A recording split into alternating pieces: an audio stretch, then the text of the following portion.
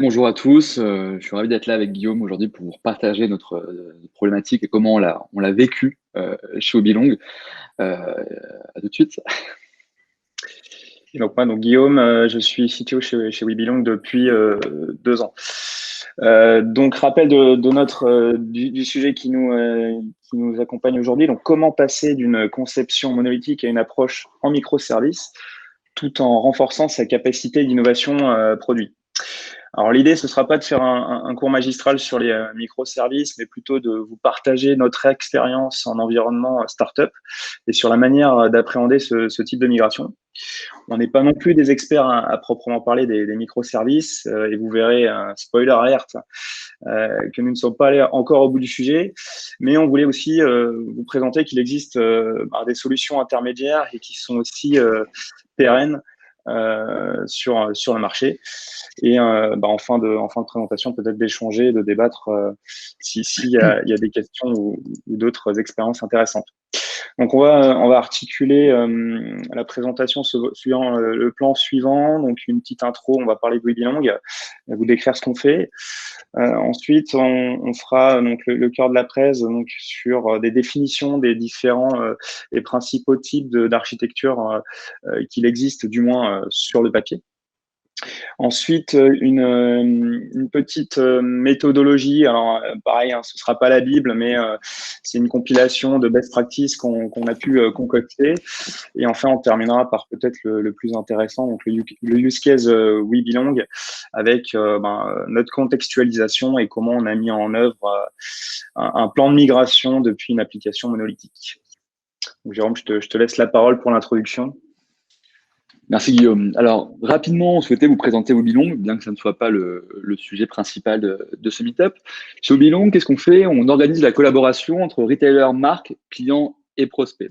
Pour ça, on va avoir 4 produits principaux qui vont s'articuler sur l'ensemble du cycle de vie des produits ou services. Excusez-moi. Donc, ce premier produit principal, on en reparlera dans la présentation, c'est un produit qu'on appelle WeSell. C'est directement implémenté sur la fiche article de nos clients. C'est un module de questions-réponses où les prospects se rendant sur cette page-là durant leur expérience d'achat vont pouvoir consulter l'historique des questions-réponses qui ont été posées sur ce produit en particulier, mais également solliciter une partie des propriétaires, des détenteurs de ce produit. Pour ça, il pose une question que nous on récupère, elle sera modérée et nos algorithmes de dispatch vont aller adresser cette question-là à un panel représentatif de propriétaires du produit. Notre second produit principal, ce sont des communautés. Donc ces communautés, qu'est-ce que c'est? Ce sont des sous-sites du client. Ça, c'est important d'un point de vue SEO, on y reviendra. Et là, imaginez tout simplement une sorte de réseau social articulé autour des produits de nos clients où les détenteurs de ce produit peuvent discuter, se poser des questions. Mais évidemment, dans ces 2 produits, on laisse la possibilité aux retailers et ou aux marques d'aller interagir avec leur communauté. Alors, cette interaction, elle a plusieurs niveaux. Premièrement, ils vont pouvoir prendre part à la discussion, bien évidemment, de manière identifiée. Mais ils vont également avoir la possibilité de rédiger des contenus spécifiques.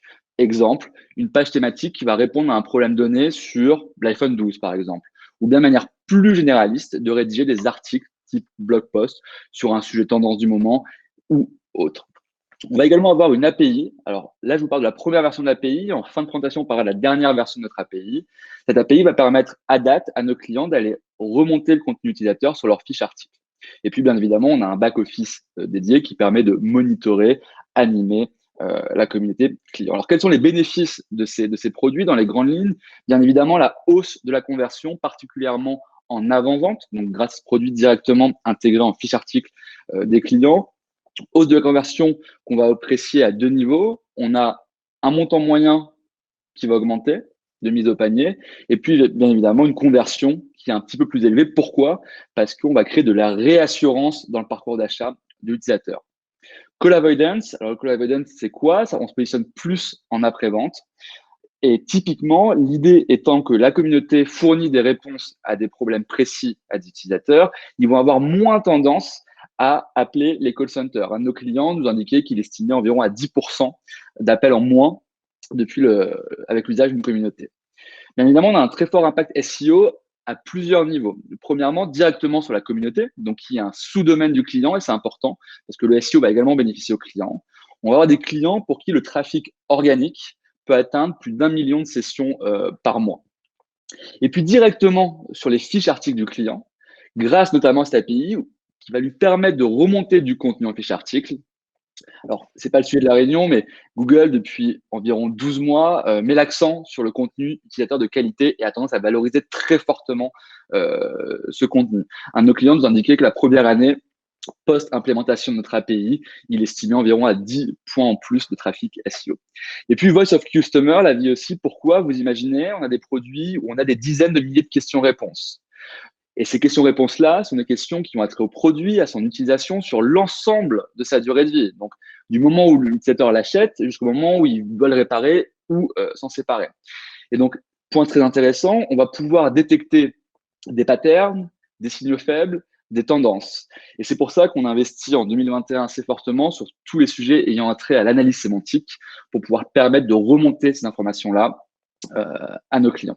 Voilà. Et pour illustrer ça très rapidement, pour nos clients en 2020, on a eu environ 11 millions d'utilisateurs. Donc pour un client donné, j'insiste, dont un peu plus de 3 millions, en l'occurrence c'est 3,5 millions en avant-vente.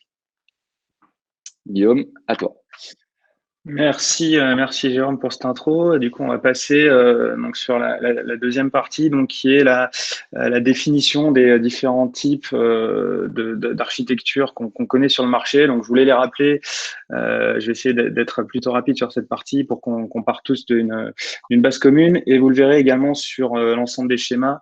Donc, je suis parti de notre métier et donc d'une application d'un type forum d'entraide, donc qui permet de rassembler des membres autour de produits et qui permettent de créer de l'UGC, donc qui peuvent être questions, réponses, avis, etc. Donc, première architecture, la classique, le monolithe, donc avec ces fameux 3 composants, donc un front, une couche de business logic, un data access qui sera connecté, lui, en base de données, donc la couche de service qui va s'apparenter à des libs ou des assemblées. Donc, sur ce type d'architecture, on constate très vite de nombreux inconvénients majeurs. Donc, le premier, ça sera la lourdeur du code qui est croissante. Plus on rajoute de briques et de features sur notre application et qui ajoutera bien sûr la redondance de code. Un deuxième point, c'est l'interdépendance des services, souvent cause très rapidement de régression et de réaction en chaîne. Si une mauvaise update est faite sur le service qui touche aux membres, n'a pas été impacté sur le service de gestion des UGC, par exemple. On a également un déploiement qui est très lourd puisque à chaque update, on est obligé de republier l'intégralité de l'application. Donc, ça peut être un pipeline de CI/CD un peu surévalué et qui peut contraindre parfois les équipes à faire des mises en prod un peu moins fréquentes, mais par groupe de modifications plus grandes. Et bien sûr, quid de la scalabilité, notamment en termes de ressources. Qu'est-ce qui se passe si l'une de nos features requiert davantage de CPU? Est-ce qu'on sursize un serveur ou est-ce que peut-être que l'usage de cette feature fera tomber l'application? Donc là, on est sur des services qui seront hébergés sur un serveur unique. Donc, si tu peux scroller un petit peu, Jérôme, pour passer au deuxième type d'architecture. Voilà, parfait. Donc, les architectures en SOA, donc orientées service.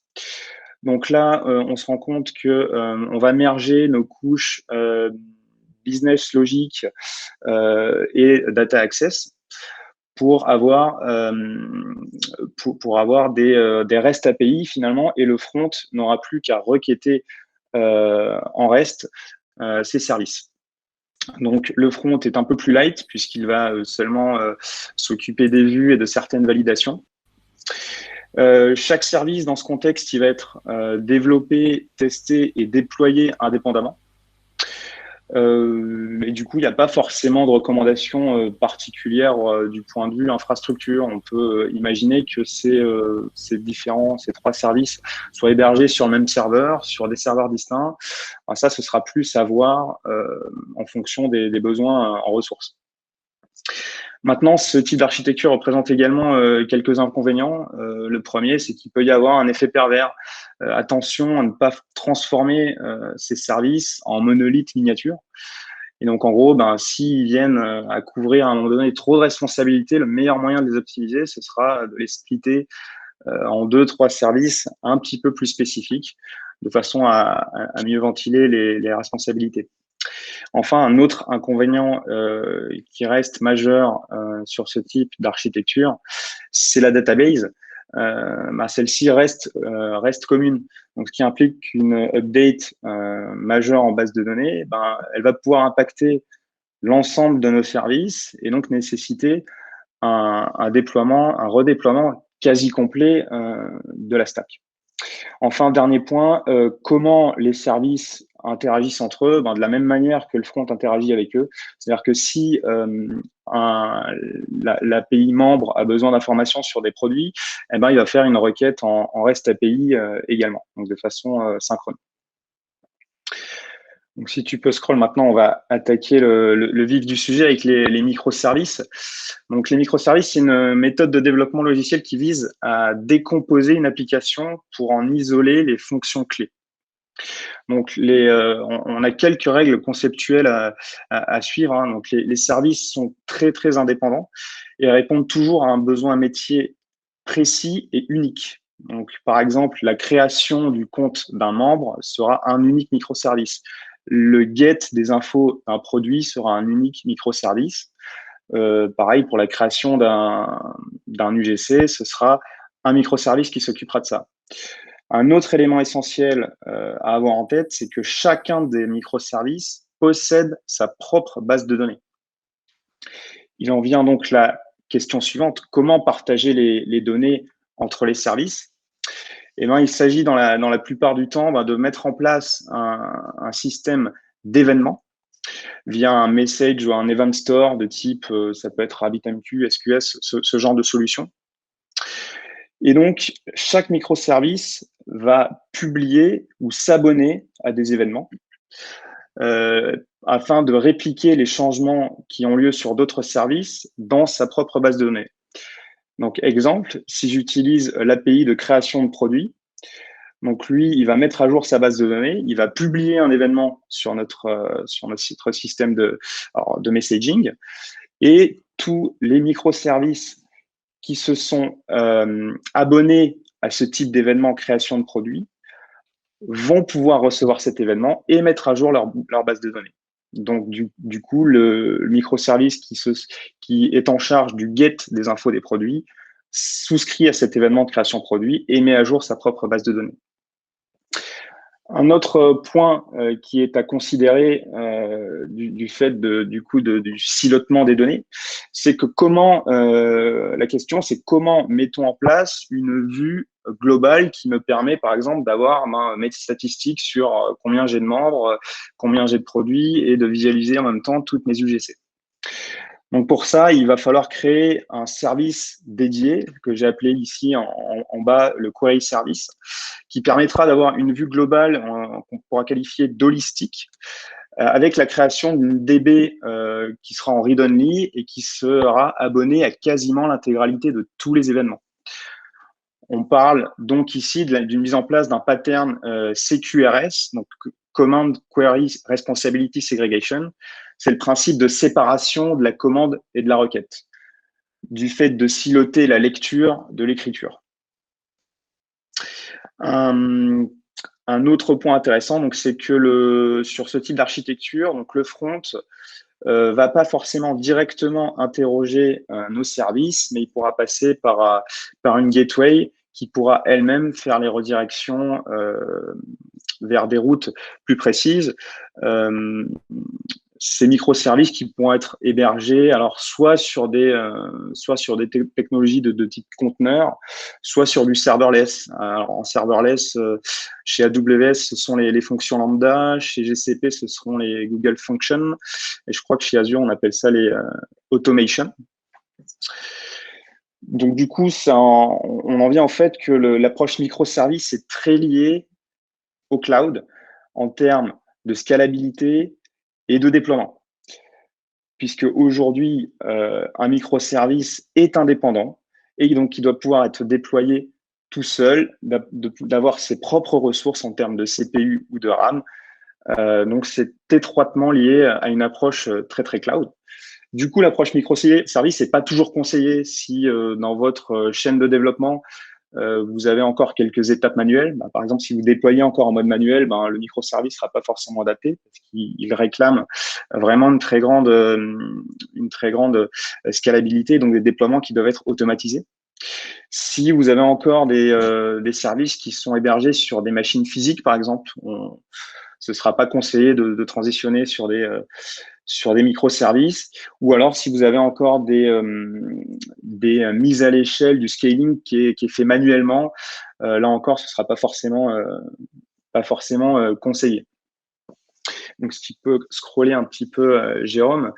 Du coup, en fait, beaucoup de gens disent que l'architecture en microservice, c'est une architecture finalement SOA qui est très bien conçue, mais à quelques différents traits qu'on va citer.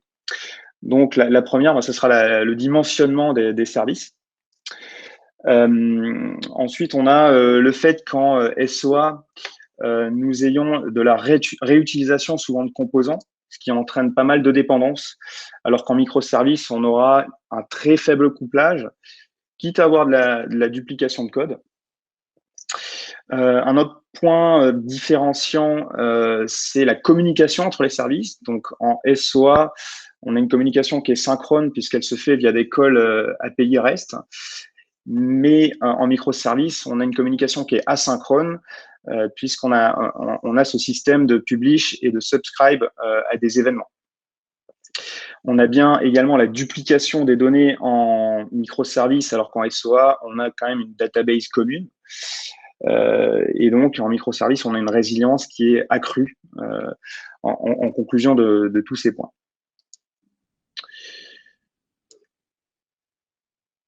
Donc là, une petite partie sur une méthode, donc là, une liste de 8 étapes clés qu'on peut identifier pour passer d'une application, disons, monolithique à une architecture plus moderne. Donc, que je vais citer. Donc, la première, elle est presque philosophique, c'est le fait d'inverser la loi de Conway. Que dit ce grand principe? C'est que les organisations qui conçoivent des systèmes tendent inévitablement à produire des designs qui sont des copies des structures de la communication de leur organisation. Donc, en gros, qu'est-ce que ça signifie? C'est-à-dire qu'il faut changer de philosophie, se mettre sur un autre chemin du succès, et ce qui implique de potentiellement restructurer ses équipes, amener de nouvelles compétences, monter en compétences notamment sur le cloud, amener la philosophie DevOps à tous les niveaux de création du produit. La deuxième étape, ce serait d'identifier tous les microservices, de pouvoir les lister et d'identifier bien sûr leurs limites. En troisième point, organiser la code base. Alors là, je parle vraiment du niveau le plus bas. Est-ce qu'on va utiliser un repository par service ou un repository global? Comment organise-t-on la chaîne de CI/CD? Donc, un pipeline unique, un pipeline par service. Et y compris comment partager le code entre les services. Donc, soit on peut très bien assumer la duplication, on peut aussi utiliser des libs partagés comme des packages NPM ou NuGet. C'est ce type de questions qu'il faut se poser. Alors, il y a évidemment le choix des outils. Alors, pour chacune des étapes du développement, pour le pipeline de CI/CD, pour le monitoring, mais également les outils qui nous permettront de déployer, donc tout ce qui est framework de type Ansible, SaltStack, AWS SAM. Donc, vraiment identifier chacun de ces éléments. Donc, après, il y aura évidemment la phase d'implémentation, toujours en gardant le principe de responsabilité unique de ces fonctions. à l'intérieur de chaque service qui doivent rester basiques. Donc, le principe de responsabilité unique, j'insiste dessus. Ensuite, la façon de migrer, elle doit être progressive. On ne doit pas attendre d'avoir terminé, évidemment, de développer l'intégralité de ces microservices pour migrer. Il faut le faire petit à petit. Il faut également repenser le testing et la quality assurance. Il est complètement autorisé de pouvoir se dire est-ce qu'on n'irait pas préférer les tests d'intégration aux tests unitaires, puisque le test unitaire dans une fonction qui a une responsabilité très faible a un ROI. Donc, c'est les questions qu'on peut se poser. Et enfin, dernier point, donc là, on est plus en situation on se projette pour la mise en prod, c'est intégrer la résilience, donc à plusieurs niveaux, sur l'autoscaling, sur le monitoring, l'alerting. Est-ce qu'on fait de l'autoscaling ou est-ce qu'on met en place des services de queue pour pallier les pics de trafic? Donc, il faut vraiment avoir une réflexion de chaos engineering, toujours imaginer le pire pour pouvoir réagir et que finalement l'infrastructure réagisse par elle-même de façon automatique. Donc voilà, sur ces grands principes qui restent plutôt théoriques, on va se rapprocher du use case WeBelong qui nous amène ici aujourd'hui. Et donc on peut commencer par la contextualisation lorsqu'on a décidé de partir et de migrer une partie de notre infra, Jérôme. Exactement. Alors, c'est un rapide aperçu de notre use case, mais on souhaitait vous partager, notamment d'un point de vue technique, comment on a procédé, mais également comment les équipes produits et techniques ont essayé d'aborder conjointement ce sujet. Donc, l'assignation initiale, on l'a vu, c'est 4 produits principaux qui sont full monolithiques et qui évoluent dans un système où l'existant et le legacy sont extrêmement importants, donc notamment avec un impact majeur sur notre capacité de delivery, et puis forcément un jeu de contraintes sur les phases de conception produit assez important, en ce sens où de temps à autre, on ne peut avoir tendance à rollback ou à postponer un sujet, car le legacy et les contraintes du monolithique le rendaient soit difficilement réalisable, soit réalisable sur un temps trop long. Bien évidemment, c'est pas drôle si ce contexte-là ne se joue pas en équipe réduite. Arrête-moi si je me trompe, Guillaume, mais de mémoire, à cette époque-là, c'est 3 développeurs JavaScript qui sont sur ce point. Et puis, nécessairement, on est une startup, on grossit, donc on a un product and engineering backlog qui est dense et ambitieux. Donc, à ce moment-là, on a des sujets d'algorithmie, on a des sujets d'amélioration de produits, de redesign de produits et un marché qui gagne en maturité. Donc, à ce moment-là, on va avoir, et c'est un cas passionnant, des enjeux techniques à confronter, entre guillemets, avec des innovations produits. Alors, c'est vrai en permanence dans une startup, mais là, encore plus. Alors, petite précision, pourquoi je parle de Product and Engineering Backlog? Chez WeBelong, on défend ce point qui est de se dire il n'y a pas une roadmap engineering pure, tech, et une roadmap fonctionnelle product pure. On est une équipe, on a une vision globale. Donc, notre roadmap, on travaille en OKR. Notre roadmap est commune, elle est macro et partagée. Et bien évidemment, au besoin, on peut la filtrer et avoir la granularité suffisante pour s'orienter sur des sujets plus tech ou plus produits, mais c'est très important pour nous d'avoir cette vue globale, notamment parce que ça va définir notre allocation de ressources et notre capacité d'innovation. Donc, comment on a abordé ce sujet? Alors, c'est très clair que chez WeBelong, il y a un très fort alignement, on en parlera à la fin, entre les équipes produits et les équipes techniques. Si j'ai élargi le champ au profil, entre guillemets, vous me passerez le terme, plus commerciaux, il a fallu les évangéliser sur le sujet. Vous allez voir une équipe commerciale et vous lui expliquez qu'on va passer en full microservice. Ça n'a pas d'impact direct sur leur métier, a priori. Et puis, ils vont avoir tendance à step back sur le sujet. Donc, il a fallu expliquer, il a fallu convaincre, argumenter. Et en fait, au final, il a fallu faire adhérer. On n'avance pas sur des gros chantiers si on ne crée pas une adhésion sur le sujet. Donc là, c'est beaucoup d'explications, c'est beaucoup de réunions de vulgarisation pour faire comprendre les enjeux qui ont été évoqués par Guillaume précédemment. Une fois que ce travail d'évangélisation a été fait, on a pu aborder la phase de priorisation, entre guillemets, plus sereinement. Donc, ces sujets-là ont passé les mêmes matrices de priorisation que tout autre sujet. Donc, des matrices business, des matrices produits, techniques, UX et autres. Et puis, on a décidé, au résultat de ces matrices, de prioriser le redesign de l'architecture logicielle pour s'orienter vers une architecture en microservices et de profiter de ce changement d'échelle de ce changement de technologie pour redesigner un produit clé chez nous qui est WeSell. Et WeSell, c'est ni plus ni moins que notre produit d'avant-vente. Rappelez-vous, celui qui a connu plus de 3,5 millions d'utilisateurs chez un client l'année dernière. Donc, un produit clé, stratégique, sensible. Il ne va pas se louper sur ce redesign-là. Et on a réussi à merger les deux, ce qui fait que d'apparence, on va dire, on refaisait un produit, mais la réalité, c'est que derrière ce redesign de produit, on était en train d'upgrader massivement notre stack technique. Et finalement, ça nous a permis en interne de sensibiliser la quasi-totalité des collaborateurs à des enjeux techniques. Et ça, c'est un point important, on en parlera en conclusion. Guillaume, je te laisse finaliser le point sur les décisions.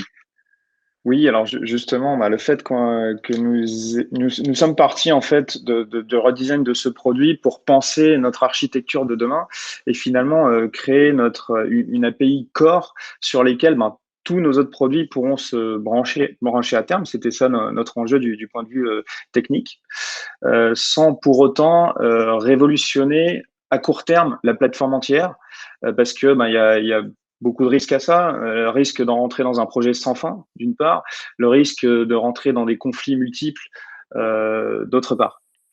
Donc, on a fait un premier choix fort, c'est de conserver notre database centrale et de ne pas intégrer dans les services leur database indépendamment les uns des autres. Donc ça, c'est quand même une décision qui est antagoniste avec la mention des microservices.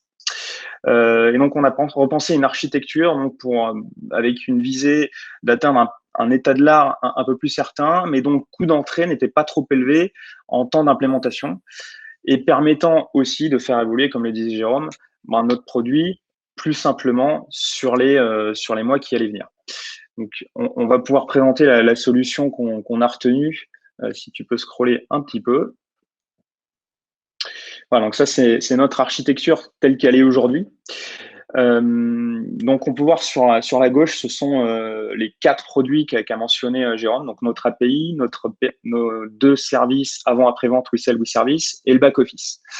Donc, on voit les 2 services du back, ils ont encore une petite couche de data access. Ben, c'est tout simplement parce qu'ils n'ont pas encore entièrement migré vers notre nouvelle arborescence.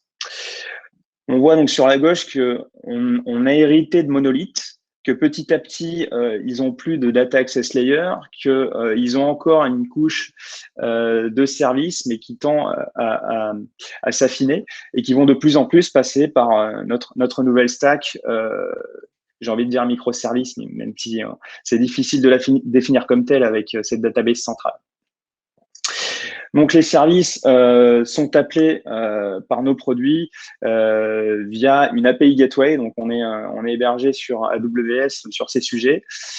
Et les services proprement dit, donc en serverless sur des fonctions lambda.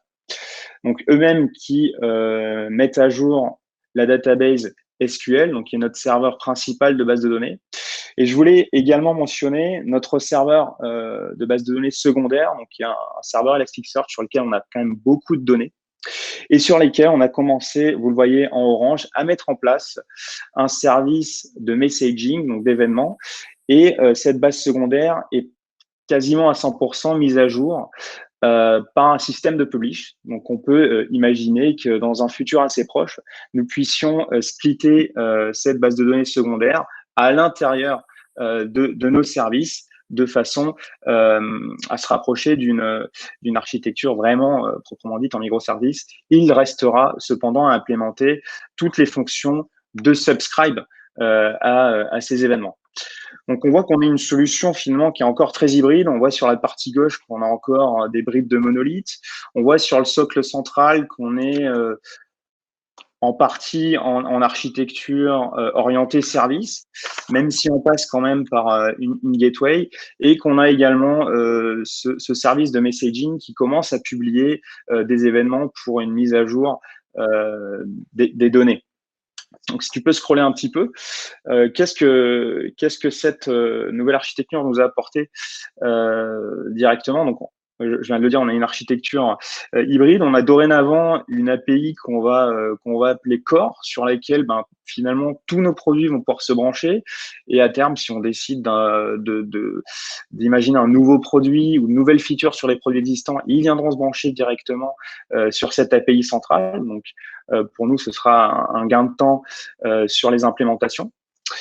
On a de suite vu également des gains en termes de performance, puisqu'on a déplacé une partie de la logique sur des environnements serverless. On a allégé nos anciennes applications monolithiques et donc on a pu les migrer sur des serveurs beaucoup plus légers et donc moins chers à l'achat. Ensuite, on a une maintenance qui est plus facile puisque on a bien évidemment accompagné cette mise en place par un dispositif de monitoring et d'alerting adéquat. Donc, on est de suite plus à même de cibler les petites erreurs qui nous remontent. Parfois, ce sont des signaux très très faibles, comme une petite dégradation des performances, qui vont pouvoir nous permettre de corriger plus rapidement, d'itérer plus rapidement, de déployer plus rapidement. Et aujourd'hui, on peut dire qu'on a beaucoup moins d'erreurs 500 qu'il y a encore quelques mois. Ça nous a également aidé sur la partie produit. Jérôme, si tu veux en parler. Ouais, tout à fait. Merci Guillaume pour la présentation et pour le passage. Alors oui, tout à fait. Alors déjà, dans les points qu'évoque Guillaume, donc qui seront a priori des bénéfices techniques, nous, on en a déjà bénéficié d'un point de vue produit, ne serait-ce que sur la stabilité. C'est un gros plus pour nous d'avoir une stabilité bien plus élevé, et sur le déploiement, parce que par la force des choses, on peut aller plus vite. Et ça, vous le savez tous mieux que moi, on a cette, entre guillemets, contrainte de vélocité et de vitesse. Alors, qu'est-ce que ça nous a apporté tout ça? Alors déjà, d'un point de vue humain, ça a été une vraie expérience. C'est un grand chantier pour une petite start-up qu'on vient de vous évoquer, sur une équipe réduite. Et ça n'aurait pas été possible si les équipes produits tech, notamment, n'avaient pas fait un pas vers l'autre chacune. Alors, qu'est-ce que j'entends par pas vers l'autre? Typiquement, Guillaume vous le disait, donc il y a une migration dans le cloud qui a eu lieu. Et cette migration a bien évidemment été permise par notre équipe technique qui est montée en puissance sur le sujet, mais également sur l'équipe produit qui a fait le pas de se former à minima, bien sûr, sur les enjeux et les réalités du cloud. Et ça, c'est hyper important. Alors, je félicite Tariq qui est là aujourd'hui d'avoir bossé le sujet. Pourquoi? Parce que ça nous permet de créer, de renforcer ce dialogue commun qu'on a en permanence. Et si on ne comprend pas les enjeux du cloud, si on ne comprend pas les possibilités et les contraintes offertes par le cloud, eh bien, ça aurait petit à petit, en fait, détérioré notre capacité d'innovation là où c'est censé la renforcer. Alors, ça, pour le coup, c'est déjà un premier atout. Tout cela nous a conduit à quoi au final? Tout d'abord, à une amélioration de notre capacité d'innovation, notamment via cette API Core que Guillaume a évoqué. Cette API Core, la première conséquence directe d'un point de vue fonctionnel, ça a été de pouvoir, en un temps record, redesigner from scratch quasi from scratch, notre API existante. Rappelez-vous, en début de présentation, je vous expliquais notre API permettait de récupérer l'UGC, pour faire très simple, et de l'afficher en fiche article. On est tous d'accord pour se dire que c'est une API basique. On avait un pattern product, on avait des insights qui nous poussaient à accélérer sur cette API-là. Ça, c'est d'un côté. Et de l'autre côté, on a mis à disposition par la technique cette API Core qui nous a permis d'avoir une phase de conception, de réflexion avec beaucoup moins de contraintes. Et donc, du coup, on release dans les tout prochains jours notre nouvelle version de Ravel, notre API, qui va nous permettre désormais d'avoir une ubiquité quasi totale des services. Autrement dit, en utilisant Raven, un client pourra utiliser la quasi-totalité des features qu'on met à disposition sur nos produits historiques. Pour nous, c'est un pas en avant. Pour nos clients, c'est un vrai bénéfice, un vrai plus. Et puis, bien évidemment, ils auront une possibilité de l'intégrer bien plus en profondeur dans leur CRM. Donc, je vous ai parlé de ce produit d'avant-vente qui a été, entre guillemets, le prétexte, et j'insiste sur l'entre guillemets, pour passer le sujet technique. Mais en réalité, c'est que quelques mois plus tard, deuxième conséquence, produit pur, cette nouvelle API. On a observé, bien évidemment, ce chantier technique comme un catalyseur organisationnel. On a dû réfléchir à comment les équipes produits techniques pourraient travailler de manière plus synchrone, encore plus proche que ce qu'elle n'était. Alors, il n'y a pas que ce sujet-là, il y en a eu d'autres, vous en doutez, mais ça nous a permis d'accélérer son passage en squad. Et donc, juste après ces chantiers, on a réorganisé les équipes en squad qui ont bénéficié de tous ces avantages liés à ce chantier-là, et notamment le premier, c'était une réduction du time to market. On va plus vite, la vélocité augmente, on délivre plus facilement, on déploie plus facilement, et dans le même temps, on est plus stable, on a moins de bugs, et la maintenance est plus simple. Donc, ça a été un win-win à 100% sur ce sujet-là. Moi, le point qui me tient vraiment à cœur, et vous l'aurez compris, c'est qu'en fait, nous, on a une chance chez Webilong, c'est qu'on a une équipe technique qui a des affinités produits, donc qui ont une connaissance profonde de nos produits, et plus largement de qu'est-ce que le product management et le product design. Et on a une équipe produit qui a un tropisme tech, donc qui cherche à comprendre. Alors, bien évidemment, chacun son métier, par la force des choses, on est tous experts dans nos domaines, mais quand on arrive à faire un pas vers l'autre, tout est beaucoup plus simple, tout va beaucoup plus vite. Une fois de plus, je dis pas qu'un product manager doit être développeur, c'est pas du tout mon point, et je dis pas qu'un un développeur ou un ingénieur doit être product manager ou product designer, c'est pas mon point. Mais c'est ce petit pas vers l'autre qui fait toute la différence. Et tout ce sujet, au final, qu'on vient d'évoquer aujourd'hui, eh ben, ça a servi une seule cause, en fait, qui a été, enfin, deux causes pour le coup, l'augmentation de la satisfaction de nos utilisateurs. On délivre plus de features de manière plus pertinente et plus adéquate, et bien évidemment de nos clients et prospects. Pour une des rares fois dans ma carrière au product, j'ai eu certains clients qui, toutes les 2 semaines, nous envoyaient des mails nous demandant où était l'API parce qu'ils avaient envie de l'essayer, ils voulaient le sandbox. Voilà, ils en ont envie. Donc, c'est qu'on a réussi à matcher un besoin client avec une réalité technique. On aura peut-être reculé un petit peu le temps de mettre en place, on aura peut-être été un petit peu plus long sur certains sujets, mais en tous les cas, ce qui est sûr, c'est qu'on a reculé pour mieux sauter.